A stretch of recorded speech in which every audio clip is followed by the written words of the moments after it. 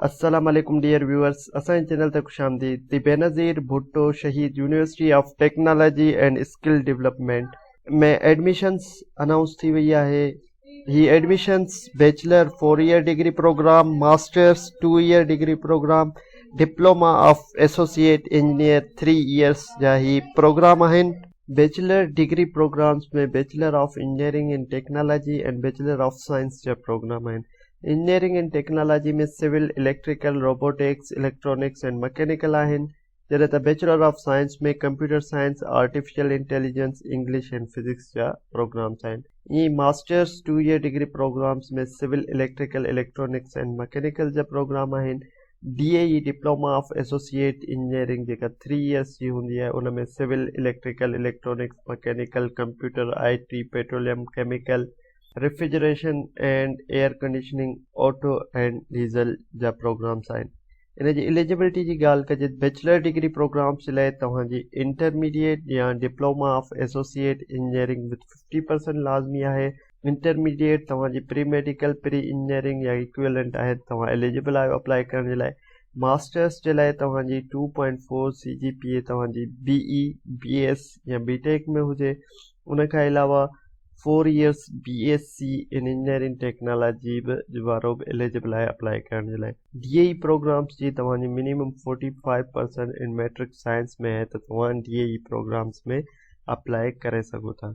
Important dates जी ॻाल्हि कजे त हिन में बैचलर्स ऐं DAE प्रोग्राम जे लाइ जेका लास्ट डेट आहे अप्लाई करण जी, उहा 23 जून आहे। फॉर्म स्टार्ट थी चुका आहिनि। 23 जून जेका आहे लास्ट आहे, जंहिंजी एंट्री टेस्ट जी डेट तव्हांखे बाद में इंफॉर्म कई वेंदी। उनखां अलावा मास्टर्स डिग्री प्रोग्राम जी ॻाल्हि कजे त उनजी जेका लास्ट डेट आहे उहा 12 जुलाई 2025 आहे। उन्हनि जी जेका एंट्री टेस्ट थींदी उहा 27 जुलाई ते थींदी।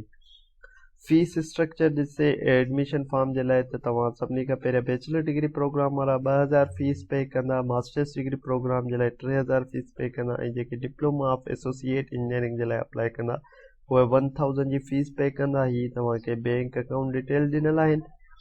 इन में अप्लाई करण जे लाइ तव्हां admissions.bbsutst.edu.pk जीअं तव्हां वञी क्रोम ते, मोज़िला ते, कंहिं बि ते वञी तव्हां सर्च कंदा ब्राउज़र ते, त तव्हांखे जेको आहे एडमिशन वेबसाइट ते तव्हां हलिया वेंदा ऐं उन खां पोइ तव्हां जेको आहे इन में ऑनलाइन फॉर्म फिल करे चालान पे करे एलिजिबल थी वेंदा अप्लाई करण जे लाइ।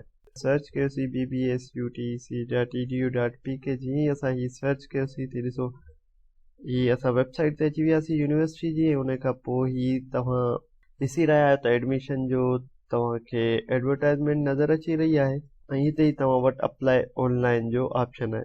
जीअं तव्हां हिते ऑनलाइन अप्लाई कंदा त अगरि तव्हां फर्स्ट टाइम त तव्हां हिते रजिस्टर कंदा, सिंपली तव्हां पंहिंजी CNIC ईमेल ऐं पासवर्ड ॾींदा, तव्हां लॉगिन थी वेंदा। मां ऑलरेडी लॉगिन करे चुको आहियां, त असां डायरेक्ट हितां लॉगिन ते वेंदासीं ऐं हिते पंहिंजो CNIC बेब फॉर्म लॻाए करे पासवर्ड लॻाए करे अप्लाई कंदासीं।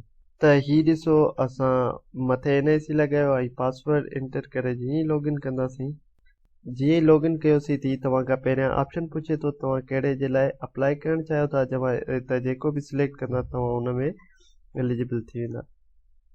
हीअ असां हिते कंफर्म सिलेक्शन कंदासीं ऐं उन खां पोइ जेको आहे प्रोफाइल पंहिंजी अपडेट कंदासीं। ही प्रोफाइल में सॼी तव्हां इंफॉर्मेशन ॾेई सेव एंड नेक्स्ट कंदा वेंदा। एट दी एंड तव्हां चालान डाउनलोड कंदा, चालान डाउनलोड करे अप्लाई कंदा। त उमेद था कयूं तव्हांखे इंफॉर्मेशन मिली वई हूंदी। Benazir Bhutto Shaheed university of technology Khairpur मीरस में एडमिशन्स अनाउंस थी चुकिया आहिनि। मज़ीद इंफॉर्मेटिव वीडियोज़ जे लाइ असांजे चैनल खे लाइक कयो, सब्सक्राइब कयो, त जीअं असांजी ईंदड़ हर नई वीडियो अव्हां ताईं पहुची सघे। अल्लाह हाफ़िज़।